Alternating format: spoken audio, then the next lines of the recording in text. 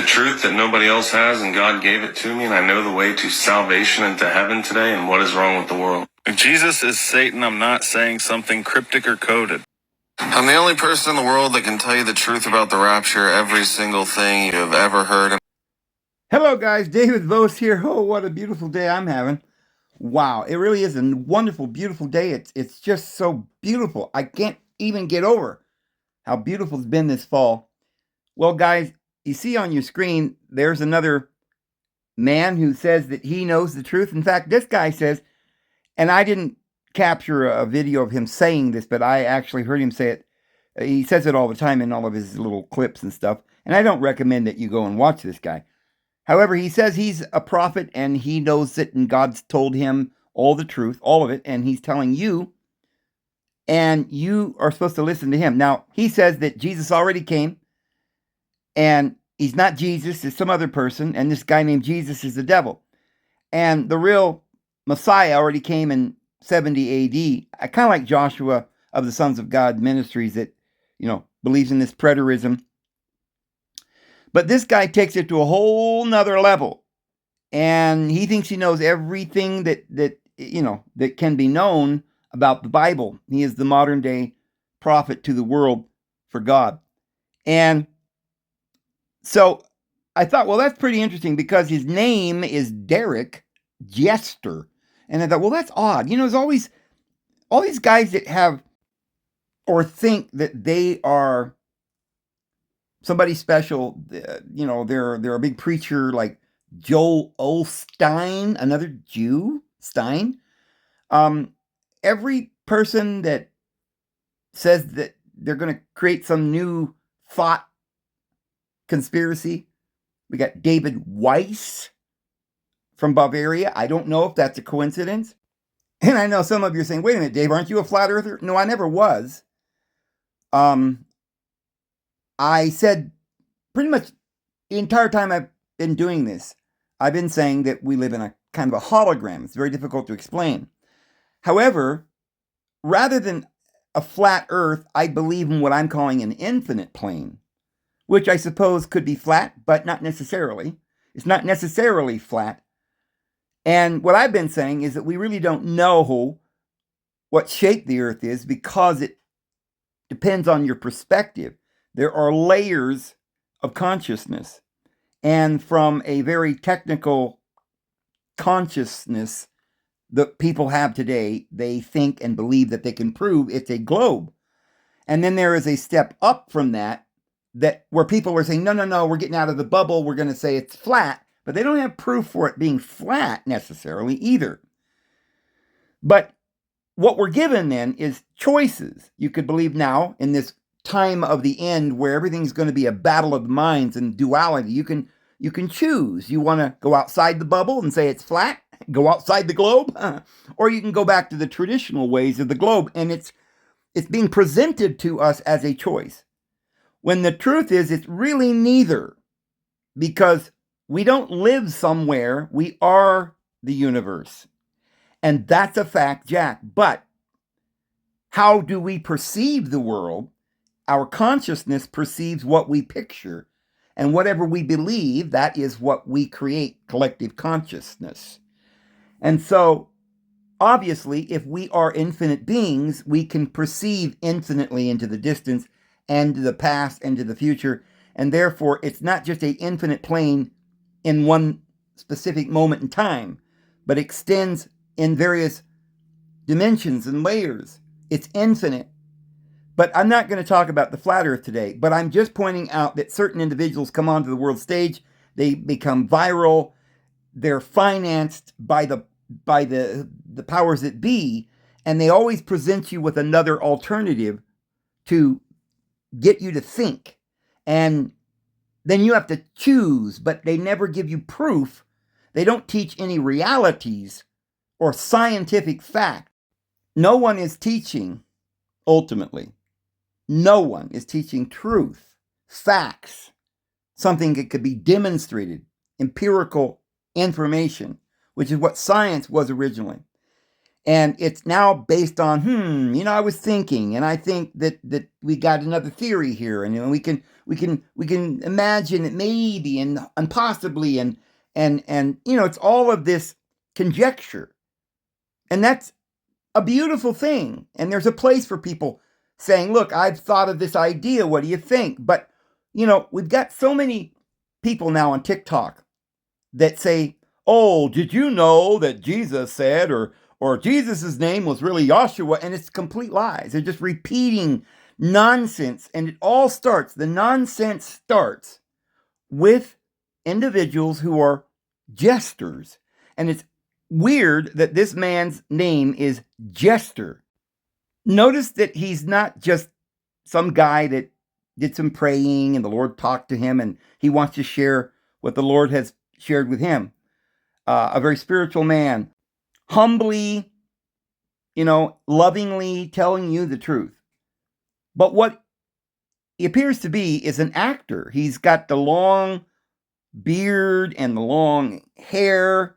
Joshua's doing this now. Nothing wrong with long hair. And by golly, if I could grow my hair, I'd grow it out too. But I'm a bald man, and that's just the way things are. However, I'm not trying to dress up or show my face or do a movie production for you.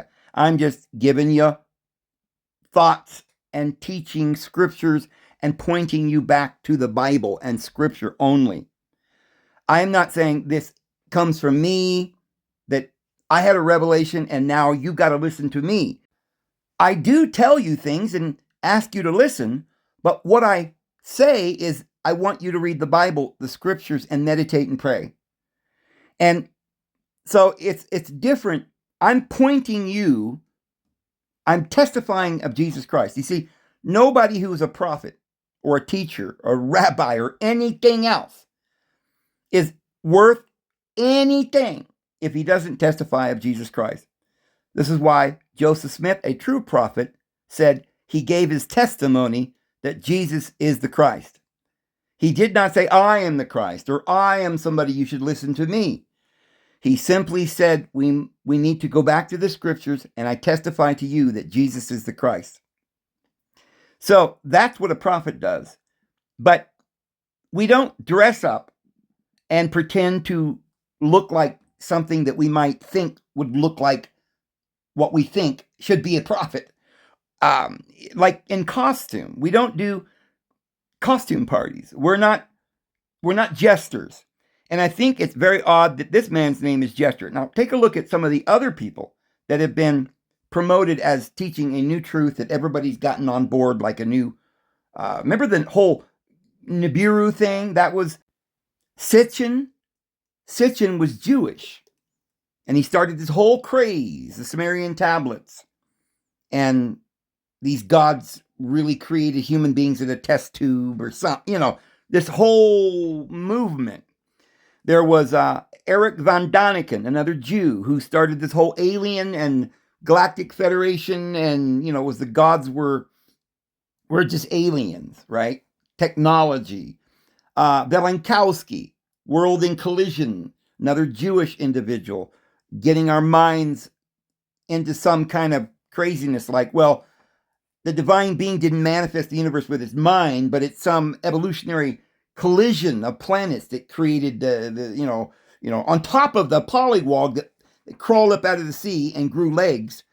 Now we've got, before that, when planets are swirling around through space and they collide, then boom, it made the Earth, and here we are. Well, all of them, Darwin, Freud, by the way, Freud was a pedophile. He was a Satanist. All of them worship Satan, which they know is Yahweh. It is a religion that sacrifices babies, and they are literally murdering us all. But let me share with you who this man is, whose last name happens to be Jester, who is dressing up in costume, right? Wardrobe, trying to tell you that he's got the real truth, and this guy named Jesus is the devil, and the real Messiah came in 70 AD, and the rapture's over and all of that. Take a look at the name Jester, just for an example.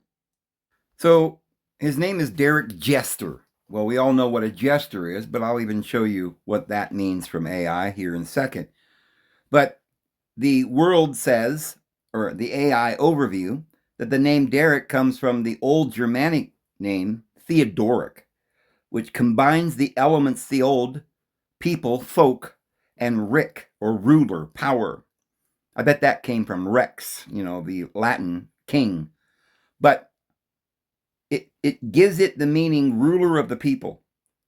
The name evolved through the Low Germanic dialects, becoming Derek and then Derek in English. Power of the tribe, folk, ruler or power. The name was introduced to England by Flemish weavers during the Middle Ages and evolved through Low German and Dutch forms like Diedrich, Dirk, before becoming Derek in English. It's interesting that every one of these guys that become great propounders of the truth in the modern age, that have some great revolution or revelation, both same, they're always from Bavaria, right? They're always from Germany. What's going on with that? And why would you have the name Jester? I mean, who would come up with the word jester? Perhaps his family, he's from a family of jesters. What is a jester? So, a jester, also known as a fool or joker, was a professional entertainer, often a member of a nobleman's or monarch's household in medieval and Renaissance Europe. Their primary role was to amuse the guests through a variety of skills, including storytelling. Boy, they're storytellers. Music. Oh, they're the great musicians. Acrobatics, juggling, and joke telling. Oh, the comedians. Vaudeville. Who were jesters? Jesters were a diverse group of individuals who held a unique and protected place in court society. Must I remind you, the court is something you have that surrounds a sanctuary. It's the temple. It was the temple priest or part of the temple priesthood. But they have a social role. They were often outsiders who, through their wit and performance skills, could critique the powerful and speak difficult truths to the monarch without fear of punishment, known as jester's privilege. Isn't that a little bit like modern comedians late night? They get to mock the president, literally mock our equivalent of the king, and the king's supposed to laugh, right? Even though it's humiliating sometimes, but this is their role. Friends, what I'm about to share with you is that society is run by Jews because they're the jester, and they're here it's not actually to amuse you or to entertain you, but is to give you some truth that supposedly, originally, that you're not so willing to know about yourself. So they were part of the royal court. Look at the deck of cards from ancient tarot and medieval esoteric wisdom. And you've got the king, and you've got the queen, and you've got the jack, right? He's a military. You've got your astrological stuff in there, 4 seasons, your fortune, which is the wheel of fortune, or the astrological Horus, our scope. And who's the man that's trying to tell you what your fortune is, or what you get, or tell you the truth? It's the joker. He's the jester. He's the clown. And that's his role. And they put him in that role. There is somebody running the world that doesn't go out and do a little dance, do a little tap dance, right? And teach you all this stuff through theater. Remember Shakespeare? His brother was King James. Well, they wrote this crazy Bible that's not true. They made it up. They're jesters. And William Shakespeare is what you have to learn if you go to university, because that's the temple initiation. You see, we're all being initiated through the school. Because remember, it was never religion. It was a school. The school of the prophets originally. Have you noticed that everything that's going on is too crazy to be real? And now we're waking up.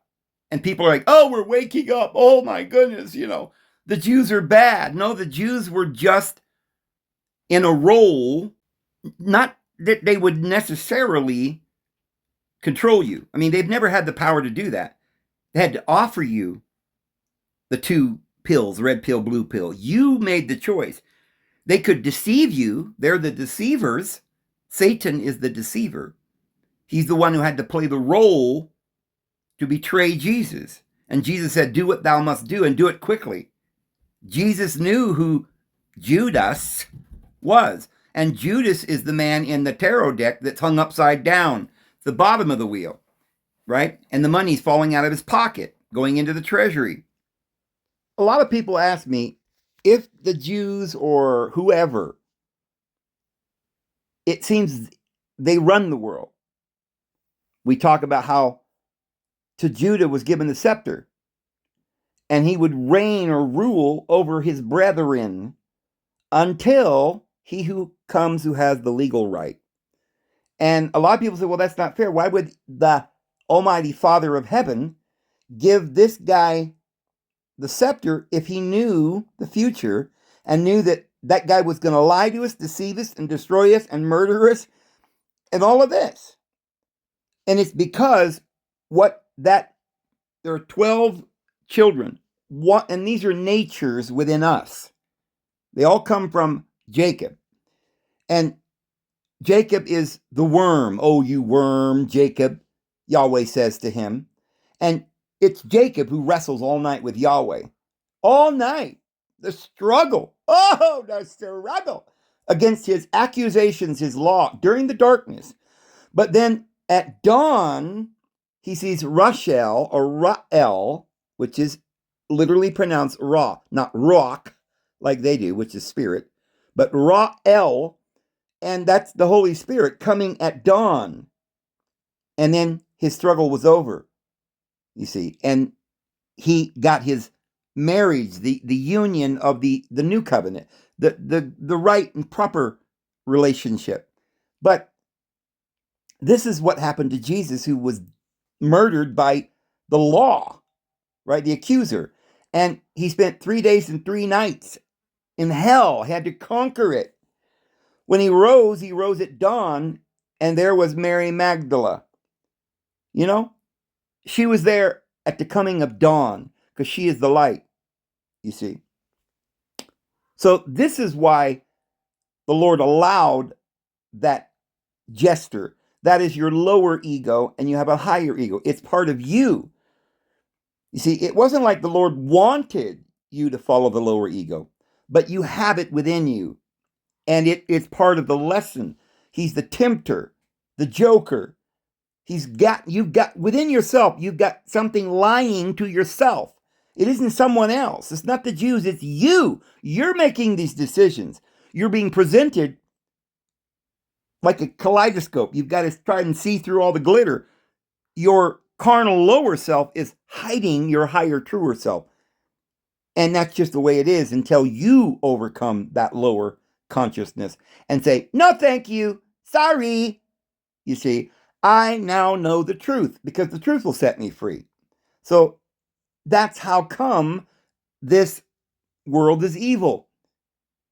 They're playing a part and they're showing you what's within you and drawing that out of you, knowing, as our Heavenly Father and Divine Mother knows, that we're going to all wake up. But we've got to overcome, as Jesus willingly, and not only willingly, but it was his Father that gave him commandment to lay down his life and take it up again. And that means come into the carnal world, die on a cross. From the founding of the world, he died. Through many lives, he struggled until he overcame death. Firstborn among many brethren, he partook of flesh and blood, as did his brethren. We all got to take up our cross and follow him. We all got to face that cross, the center of the depth of the center of this material tree, the tree of the knowledge of good and evil, and wake up. And then we find ourselves on the tree of life, right? Straight up. not upside down like Judas, who was hung upside down. Not Peter. That was a lie, because it wasn't Peter, it was hung upside down. I do believe, though, that as Jesus had to go through this overcoming, taking up his cross, and conquering Satan, I believe that the 12 represent certain aspects of his entire being. The astrological houses are the characters that are all part of that individual. And even Judas, who was hung upside down, was that part of, it represents that part of the body of Christ that played the fool and was hung upside down. Jesus, however, overcame death, and his body did not see decay. Peter and the rest of the apostles all went through that life, taking up their cross, and followed him. But we do not have any stories in the manner in which any of them died. However, just as Jesus died and is to come again, there will be a coming again of Elijah and all of Jesus's apostles, including the 72. They will this time come for victory. They're not coming to die all over again, right? They've got the victory over the beast and his image. The only one of these individuals that would never die was the one called John, who was John the Baptist, because he was already raised from the dead. You think Jesus raised John from the dead? And the Bible does say that the disciples were saying John had risen from the dead, because Jesus raised up Lazarus, which is the title for the high priest John. And so John then was immortal. John then, Jesus said in the book of John, last chapter, that Peter would die, and he spoke in the manner in which he would die.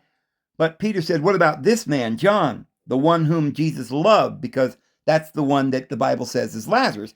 Jesus loved Lazarus, and he loved Mary and Martha. Those are the ones whom he loved.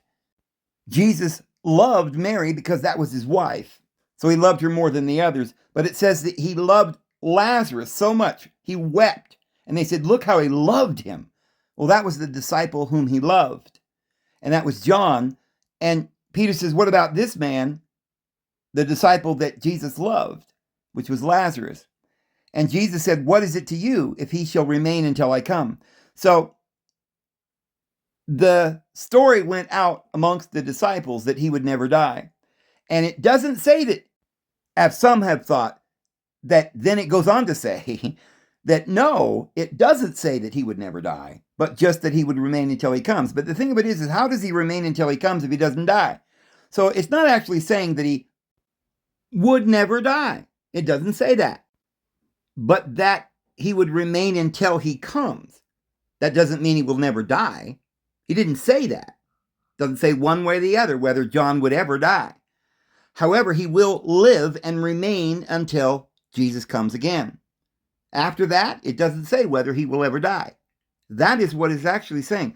But it definitively does say that John will remain on this earth until Jesus returns to this earth. And that means that John is still here and has not died. In 2,000 years, he is still here. That's what the Bible says. And many of you can say, well, I don't agree with that. Must be symbolic, Dave. I don't know. What do you think it means? If you believe in the scriptures, and I do, not only do I know what that verse means, I can see clearly it says he will remain until he comes. However, there is no other explanation, either literally or symbolically, for that statement. Because if you take it literally that it says that Peter would die, you must take it also then literally that John would remain until he comes, and that was the disciple whom he loved, which the Bible elsewhere says is Lazarus or Lazarus, and Mary and Martha. Now, if Jesus loved Mary because he was his wife, that's understandable. And therefore Lazarus, because that was his father, that's understandable. Who then is Martha? Well, Martha was Mary's sister. That was a family, and Jesus loved them more than all the others, according to the scriptures. And John will remain until Jesus comes. That is what the scriptures say, regardless of what any of you may want or don't want to believe. It doesn't matter what any of us believe. I'm only telling you what the scripture says. That was Lazarus, John, and he would remain until Jesus comes again in his second coming. It's only saying that his words were that, not that he would never die. Maybe he will die.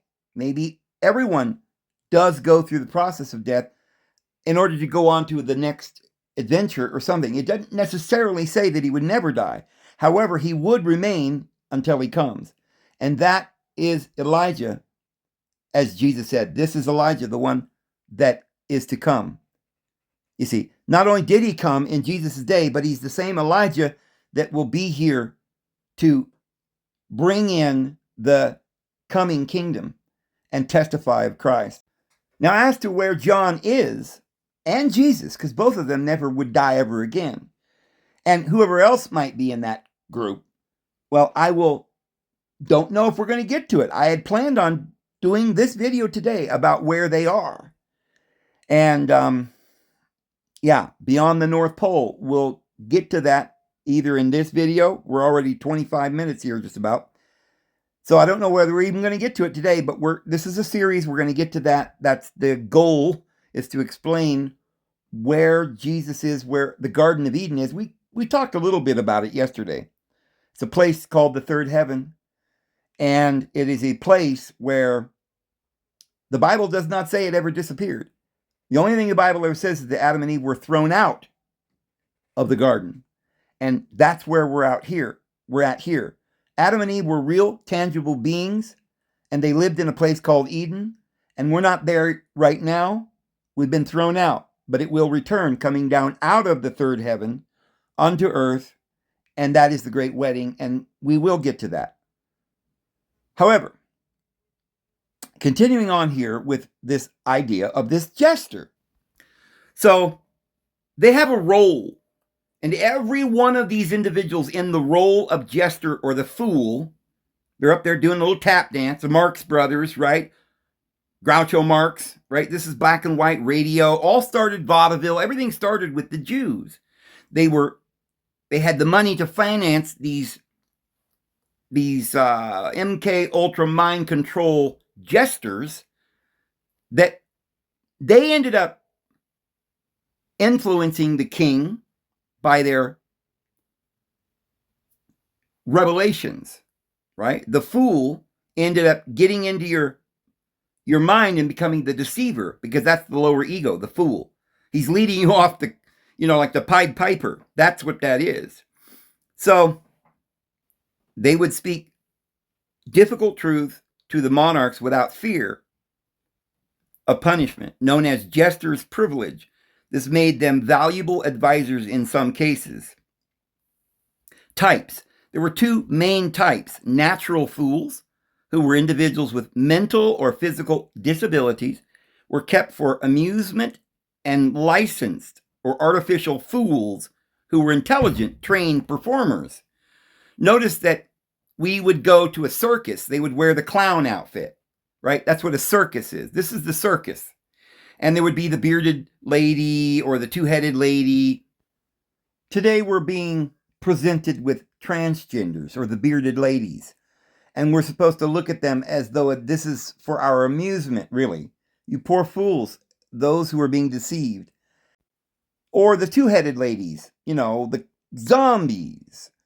Well, there's a lot of zombieism going around, people putting horns in their head, or just whatever you want to go see at the circus. Because that's what this is. It's a clown show, including Donald J. Trump. I guarantee it. And the circus would come to town. And remember, they were called gypsies. Why were they called gypsies? Because the gypsies were astrologers. And they knew this great truth. But they couldn't explain all of these great truths to mankind. So originally, they were there, the gypsies, to teach you astrology, the truth, the grand science. They taught the math, numerology, history, everything. But you see, there was another group that took over and infiltrated, and these were the lower carnal nature, which was the fool originally and is the fool still.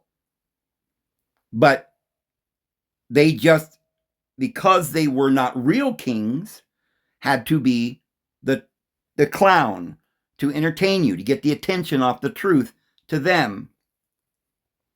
So it says the profession of jester was open to people from a variety of backgrounds. There isn't evidence to suggest that Jews were a specific widespread class of jesters, but historically records show that at least one individual of Jewish faith served as a court jester. A notable example is Joan d'Acosta, also known as Jan Lacosta, a Jewish jester at the court of Tsar Peter I of Russia in the early 18th century. Well, that's interesting because that's where they first took their power. They were Ashkenazi. They didn't have world power. They spread out throughout the Ashkenazi world and went to Moscow, and World War I was the Jews taking over in the Bolshevik Revolution.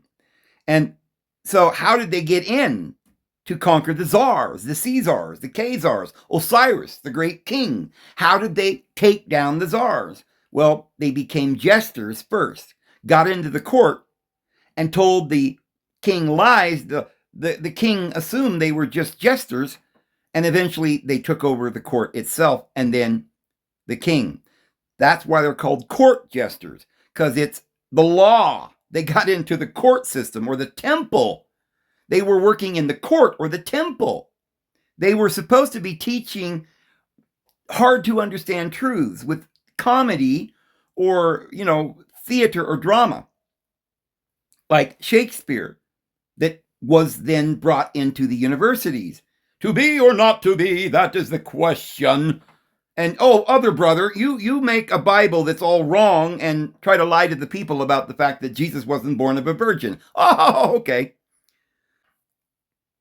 So they said, yes, modern comedians, particularly satirists and late-night show hosts, are widely considered to be the contemporary equivalent of the court jester, while modern movie stars also serve an entertainment function. The role of the jester as the truth teller is primarily embodied by comedians, speaking the truth to power. The most significant parallel in the ability to use humor to critique powerful figures and highlight social absurdities, medieval jesters were often the only ones who could deliver bad news or mock the monarch without a fear of severe punishment within limits, a dynamic mirrored by modern comedians who use satire to comment on politics and current events. Social commentary. Both medieval jesters and modern comedians provide a unique perspective on life and politics, often offering more unfiltered truth within their jokes than formal news channels. Entertainment and stress relief. Both roles serve to entertain and relieve stress for their audiences. So they say Jewish immigrants played a foundational and leading role in creating and developing the modern American film industry, including black and white films and the movie star thing. And the radio industry was founded by a Russian Jew, David Sarnoff. So the radio industry was founded by the Russian Jew, David Sarnoff. Founding of Hollywood and modern comedy. Studio founders, the major studios that formed the backbone of Hollywood's golden age, were largely founded by Jewish immigrants and Eastern Europe who faced discrimination and were excluded from other established professions in the United States. Visionaries like Carl Laemmle, Universal Pictures, Adolf Zukor, Paramount Pictures, William Fox, 20th Century Fox, Louis B. Mayer, is that like Bill Maher or Big Mayer? MGM and the Warner Brothers. Warner Brothers built the industry from the ground up. Comedy. Jewish performers were heavily involved in vaudeville, which served as the training ground for early film talent. Performers like the Marx Brothers. Is that like Karl Marx, who started communism? What, are they into politics and banking too, huh? Well, it looks like they've taken over the world. So writers and directors brought a unique style of humor and storytelling from the Yiddish theater, an immigrant experience to the screen, helping to shape the nature of American comedy. By the way, the Masonic Hall is a hall. What is a hall? You look at this big temple and you say, what is a temple? Masons have temples. That's what it is, a Masonic temple. Churches are temples. They try to tell you they're not. Jehovah's Witnesses originally met at a temple, and then later on they had halls, and today they have kingdom halls. But halls and temples were places where there was a stage, a curtain, and you did drama. So to this day, Jehovah's Witnesses have 3 big conventions, assemblies, where everybody gathers at a big hall, huge, with a stage, and they do dramas. They up on the stage, they do theater and drama. That's what Jehovah's Witnesses do. And they hear talks. Sometimes they're a little funny or comedy, but it's to teach. They have started the Watchtower Bible and Tract Society, which is tracts and pamphlets, books, which is propaganda on the New York port in Brooklyn. And so they started the concept of propaganda, putting out the fires in hell, telling everybody to go back to the law of Moses. While at the same time, Russell was bringing over the Jews in the First World War. He brought them over to create Hollywood. Charles Taze Russell, who died in a graveyard on October 31st on Halloween night in a robe and toga, doing a dramatic theatrical ritual. Did he actually die? We don't know. But he was bringing over the Jews and taking them to Hollywood to create Hollywood. And Charles Taze Russell actually made, financed, and created the very first motion picture. And the first 3 motion picture companies were created by Jehovah's Witnesses, were actually Jews that Jehovah's Witnesses were bringing over from Brooklyn to Los Angeles. And so Aleister Crowley and Pasadena is right next door to what? Started by Jehovah's Witnesses, started by Jewish people, right? The whole Hollywood stuff.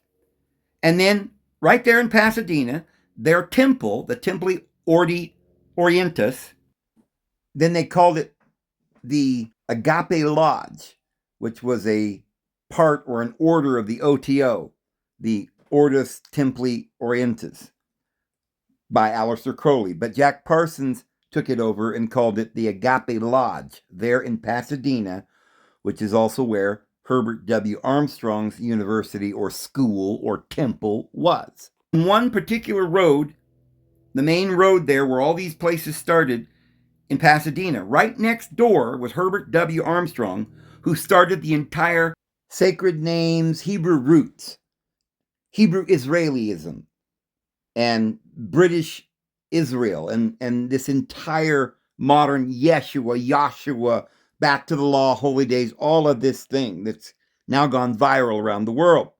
Herbert W. Armstrong, who was very much related to Aleister Crowley, which was brought over by Charles Taze Russell, the guy who started Jehovah's Witnesses. I know it. It's crazier than anything you could probably even imagine in your own little noggin. But it gets worse. I'm going to give you the worst. What's worse. Okay, it's coming, and we're going to talk about it. It's really crazy. But before I do that, I want to share this little clip with you. I actually put this over on TikTok. So I'm going to start putting shorts on TikTok. But concerning this whole Yeshua, Yehoshua, that's his real name, garbage. Watch this. So I asked AI, did the Greeks have the SH sound in Jesus' day? Sh sound. No, the Greek language in Jesus' day, Koine Greek, did not have the sh sound. So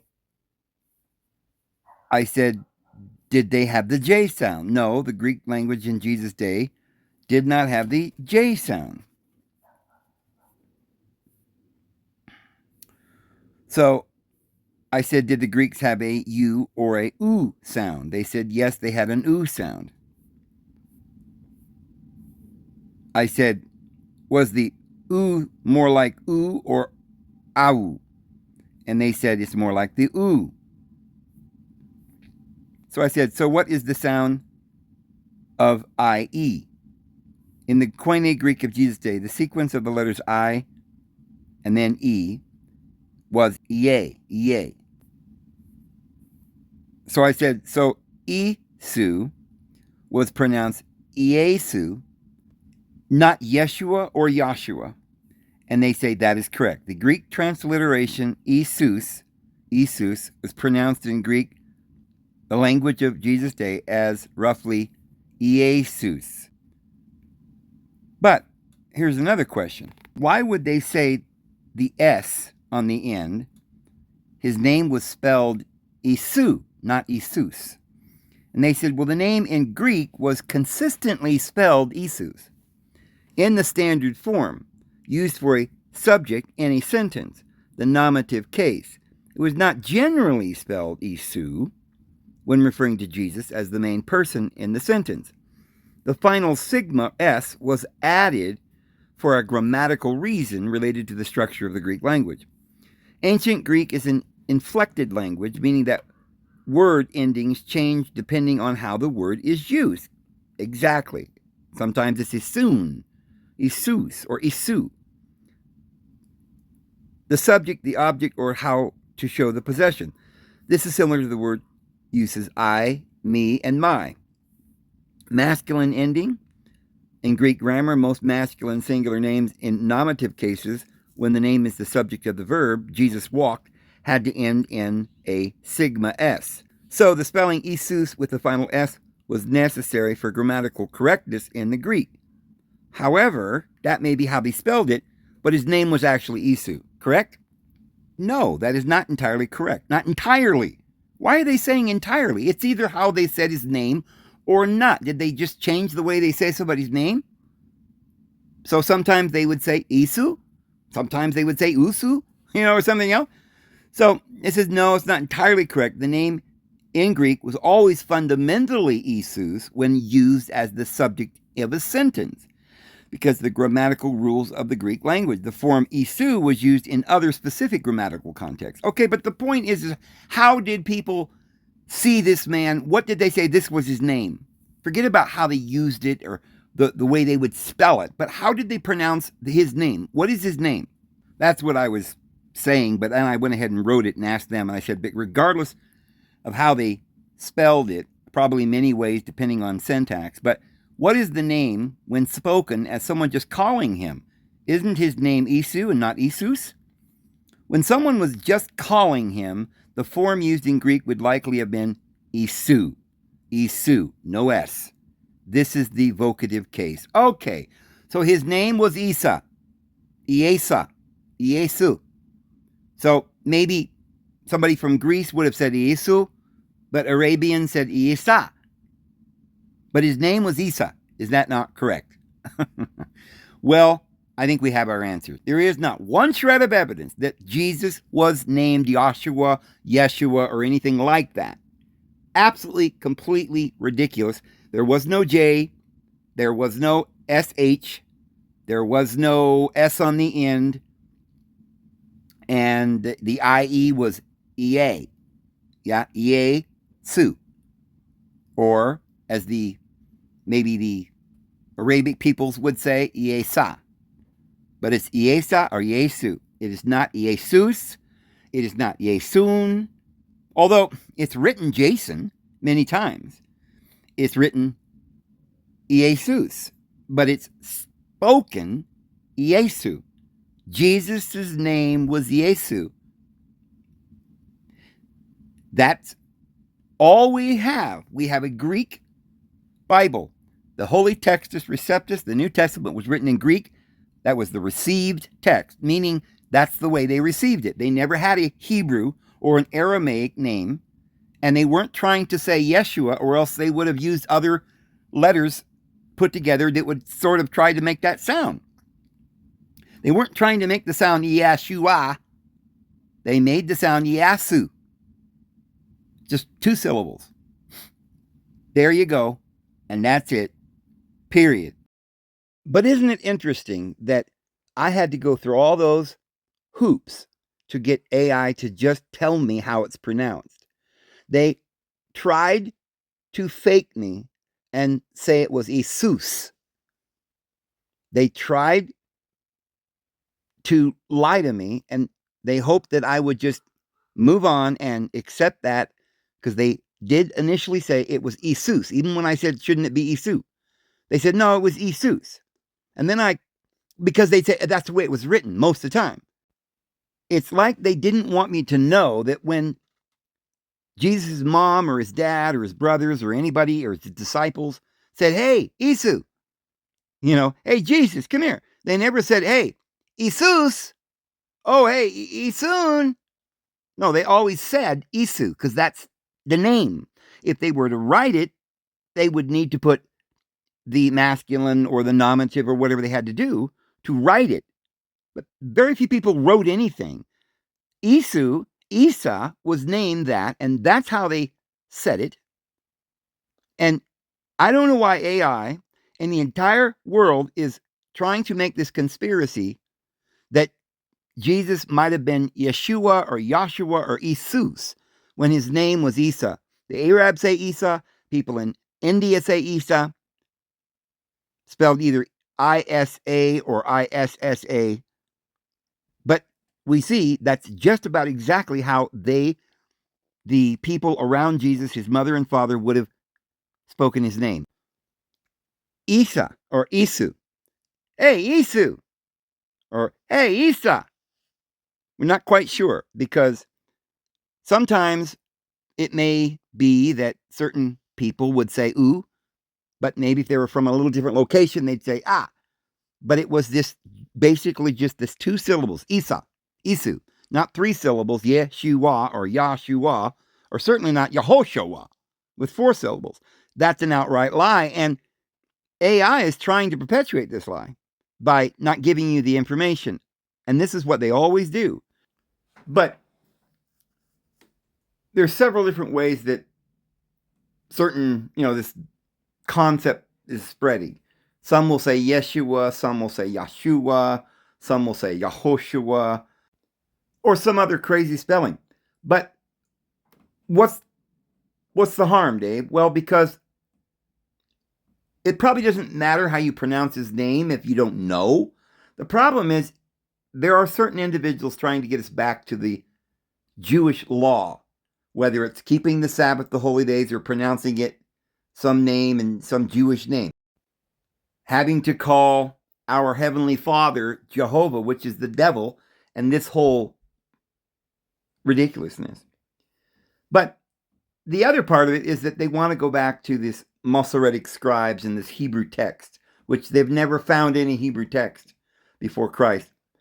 And as I said here earlier, the early church only had the Septuagint Bible. They never used anything else. And the New Testament was written in Greek, contrary to what all the propaganda is telling you.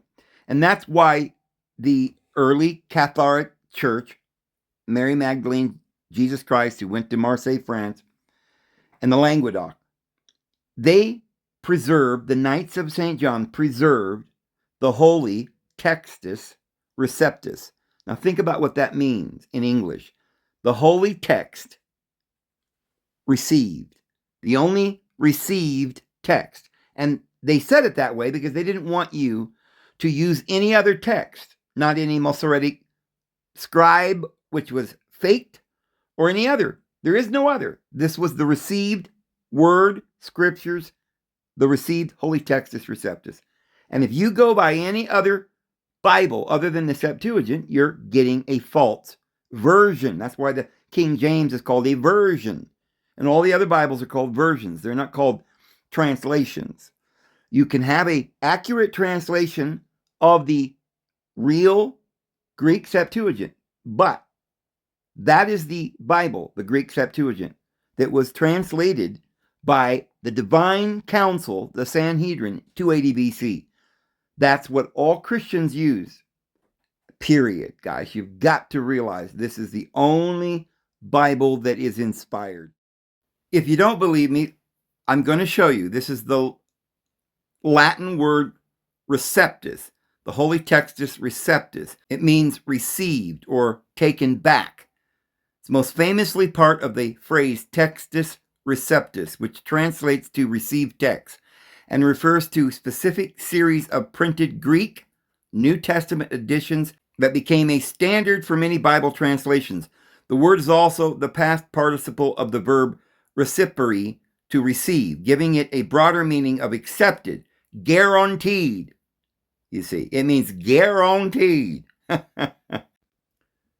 So, let's go back to what we were talking about, because it's very important that you understand that all of this is propaganda. And where is all of this propaganda coming from? Why are we being lied to, giving all these options and no one ever knowing what the truth is, and the conspiracies keep coming, and everybody's like, well, I don't know, I guess the earth is flat now. Oh, but, some say, no, that's terrible, we've got to go to the globe. Neither one of these is absolutely accurate, and we're not getting any actual scientific empirical evidence. It don't matter, there's no actual standard, this is it, this is what we figured out, this is his name. There's several different names of this kind of just gone viral all around the world. Everybody calling Jesus Yahshua. That's not his name.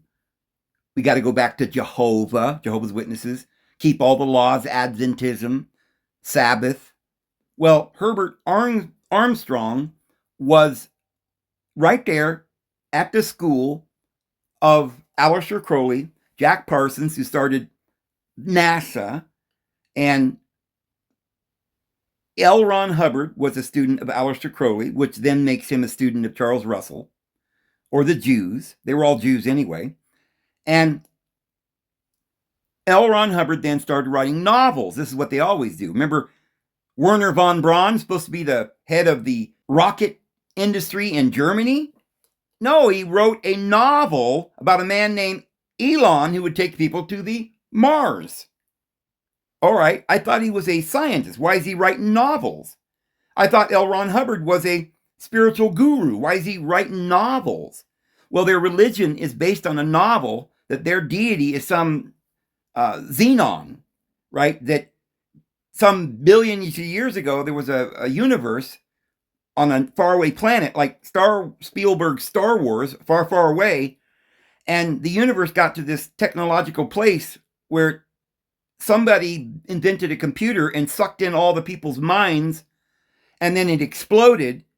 And these were all evil people, and that explosion went flying everywhere and became the stardust that created the human race, and now we're all enslaved, and they have to clear you of these little fragments of evil that was... it's insanity. It's a novel L. Ron Hubbard made up. They're jesters. The number one guy at the Church of Scientology is Tom Cruise, a jester. John Travolta is I guess, third in command, right behind Tom Cruise. Elizabeth Moss, Kirstie Alley.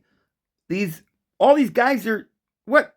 How did they all get to become huge movie stars? And they're all Scientologists to some kind of novel, some kind of psyop. They're all jesters. And the guy that went to prison supposedly for rape, Danny Masterson. He was on that 70s show with little curly hair. That's another Jew and another Scientologist who they pretended that he was a rapist and then sent him to prison. He didn't go to prison. They're jesters, right? Epstein, Weinstein, involved in the movie industry. Epstein, Weinstein, it's all, Anton Levite, the Levitical priesthood, Levi, Anthony, created the Satanic Church, a disciple of Aleister Crowley.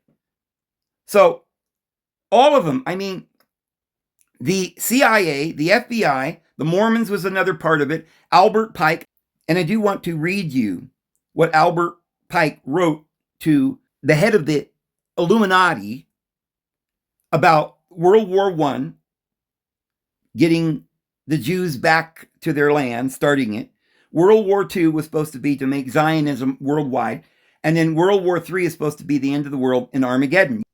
So Albert Pike writes a letter to the head of the Illuminati, 1840 or something. I don't even know exactly what the date is.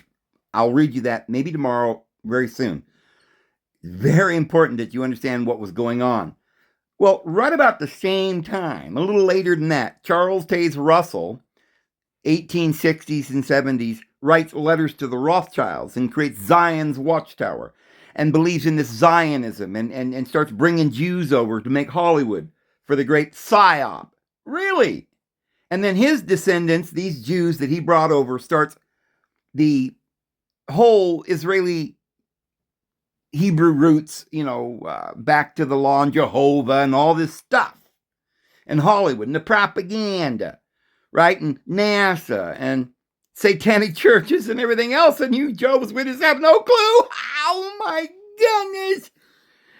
Yeah, we got to disfellowship some more people. They find out about this, right? We're going to have to disfellowship everybody. They find out about this.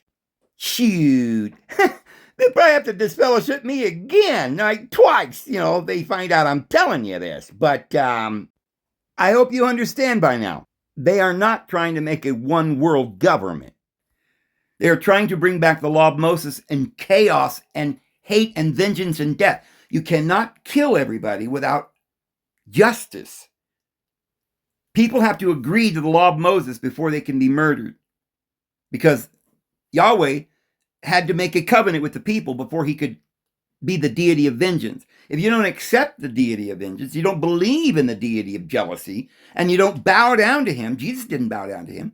When Satan, the accuser, took Jesus in the wilderness for 40 days and 40 nights and said, bow down to me and I'll give you all these kingdoms, Jesus said, no, thank you. Of course, Israel, which is all of us in the beginning, were fooled by the accuser, who said, I am God and I am jealous and I create good and I create evil. And look at the checkered board, white and black, leading up to my throne. And I'm not a real deity, but would you like to worship me? If you will worship me, I will give you this carnal material world, luxury, pleasures, sex, everything you want. And the people said, yay, we want vengeance. My brother stole something. Please kill him for me. We want law and order. They rejected Horeb, the light. And they began to worship the golden calf, which is on Wall Street today. And you're all worshiping that. You're worshiping mammon, which means money, which means materialism. They're the jesters. So, guys, this whole movement, the sacred names movement, right? The Israeli roots movement, or the Israel, what do they call it? Hebrew roots, right? Where everybody's Yeshua, keep the law, keep the holy days. That was started by Herbert W. Armstrong, a little short Jewish man, looks a lot like Nixon, who looks a lot like Ed Sullivan. Tonight we're going to have a really big show, and let's hear it for the Beatles. Let's hear it for Elvis. Did you know that Elvis was a Jew? Do you know that every one of these big movie stars, all of them. My favorite, I love John Denver. He's Dorseldorf, right? He was Jewish. German, Bavarian, all of them. They own the buildings. They own the finances. They own the propaganda, the radios, vaudeville, everything. They started radio. They started television. Everything you can think of, the companies like DuPont, the chemicals, the pharmaceuticals like the pharmacy companies, the medicines, the bank, the hospitalers started the hospitals. Originally, the hospitalers were from the Knights of St. John and Mary Magdalene, but they infiltrated that. And they turned a resting place, where you host and you let people rest. A hospital was a place to rest, heal with herbs, and they've turned that into surgery, which is sorcery, and they own everything. So they certainly probably have, you could say they have all the money in the world. Whatever little money us peasants have, we have to pay it back to them anyway in taxes or permits or whatever. When we die, inheritance taxes and everything. They get it all. You don't own anything. They own it all. So talking about financing, they didn't just finance it. They were brought in and created it. And that's that. Radio financing, Steven Spielberg. Yeah, it's all there. But anyway, we're just about up to an hour now. I'm going to have to probably leave it there. I had really intended to try to work my way into the information about where Jesus went and John and Garden of Eden and all of that, kind of explaining more about the shape of the earth and you know what true reality is and what the Bible's talking about and what's really going on. We got into a lot of interesting things that were, I think, preparatory for understanding all of this.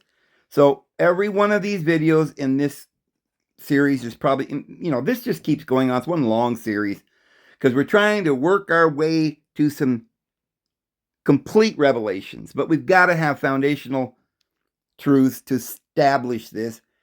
I hope you understand, but I hope you got what I was trying to lay down for you today, and hopefully that will be a foundation for tomorrow's video. Hopefully tomorrow we'll be able to do another one, but probably tomorrow we'll carry on. You know the Lord loves you, because this whole thing where deity is some evil bearded man sitting up there trying to write down all your sins like Santa Claus and finding out who's naughty and nice and going to punish people and destroy their souls in the burning eternal pits of hell. It's a complete lie straight from the devil. That's the devil who wants you to think that, but you see, the devil don't exist. It's just some creepy little weirdos like that guy in the Wizard of Oz behind the curtain. He don't know what he's doing down there pushing all these buttons. And everybody's deceived. So catch me back here tomorrow, guys. You know the Lord loves you. His grace and his peace will be with you. We'll see you tomorrow. Have a good one.